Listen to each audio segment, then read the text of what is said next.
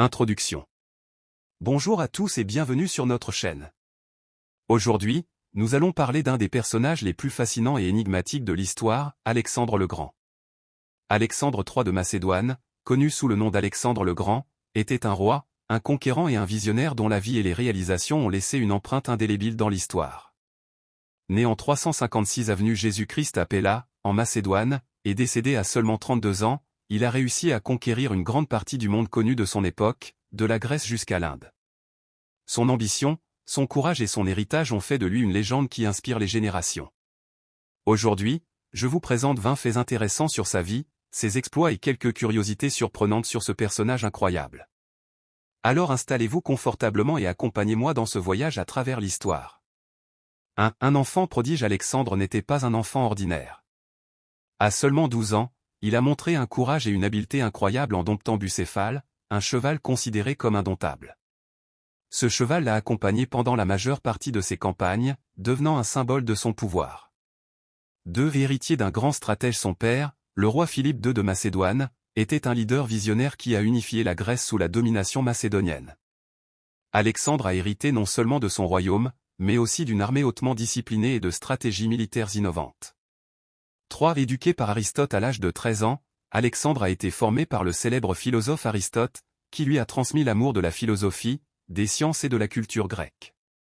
Cette éducation a profondément influencé sa vision en tant que conquérant et leader. Un empire en un temps record. En seulement 12 ans, Alexandre a conquis un empire s'étendant de la Grèce jusqu'au fleuve Indus en Inde. Aucun autre leader n'a accompli un tel exploit en si peu de temps. Une unification culturelle. Alexandre ne se contentait pas de conquérir des territoires, il promouvait également l'intégration culturelle. Il a fondé des villes, comme Alexandrie en Égypte, et a encouragé les échanges entre les cultures grecques, perses, égyptiennes et indiennes. Le mystère de sa mort. Alexandre est mort en 323 avenue Jésus-Christ, à l'âge de 32 ans, et les causes exactes de sa mort restent un mystère. Certains pensent qu'il a été empoisonné, tandis que d'autres évoquent une maladie, comme le paludisme ou la fièvre typhoïde. L'oracle de Delphes. Avant ses conquêtes, Alexandre a visité l'oracle de Delphes, où on lui a prédit qu'il serait invincible. Cela a renforcé sa conviction qu'il était destiné à accomplir de grandes choses. Considéré comme un dieu vivant en Égypte, il a été couronné pharaon et déclaré fils du dieu Amon. Cela a renforcé son image de leader divin auprès de ses troupes et de ses sujets. Une armée loyale. Alexandre menait ses troupes en première ligne lors des batailles, ce qui inspirait une loyauté sans faille chez ses soldats. Cette proximité avec ses troupes a été la clé de son succès. La fondation d'Alexandrie. Il a fondé plus de 20 villes nommées Alexandrie au cours de ses campagnes, mais la plus célèbre est celle d'Égypte, qui est devenue un centre culturel et économique majeur.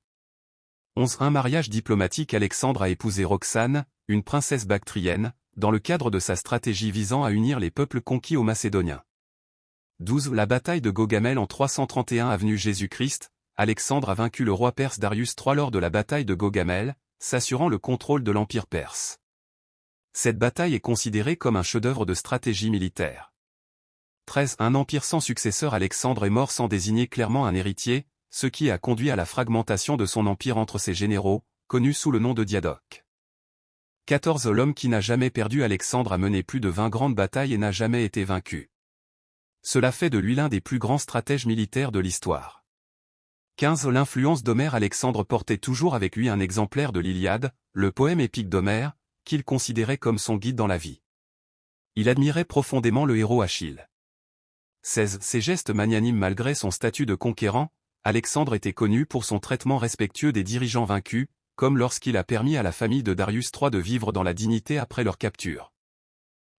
Le pont vers l'Orient. Il a été le premier leader occidental à tenter d'unifier l'Orient et l'Occident, laissant une influence profonde sur l'histoire et la culture des deux régions.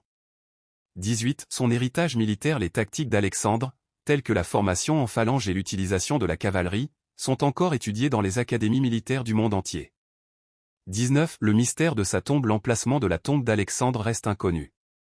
Au fil des siècles, de nombreuses expéditions ont été lancées pour la retrouver, mais jusqu'à présent, elle demeure un mystère. Une icône éternelle. Alexandre le Grand reste une figure emblématique dans la culture populaire et l'histoire. Sa vie a inspiré des livres, des films et des séries, perpétuant son héritage plus de 2000 ans après sa mort. Conclusion. Et voilà, nous arrivons à la fin de ce voyage fascinant à travers la vie d'Alexandre le Grand. Son ambition, son génie militaire et son impact culturel ont fait de lui l'une des plus grandes figures de l'histoire. J'espère que vous avez apprécié ces 20 faits intéressants autant que j'ai aimé les partager avec vous. Si cette vidéo vous a plu, n'oubliez pas de mettre un pouce bleu, de vous abonner à la chaîne et d'activer la cloche pour ne manquer aucun de nos contenus. Merci de m'avoir accompagné et à très bientôt pour une prochaine vidéo.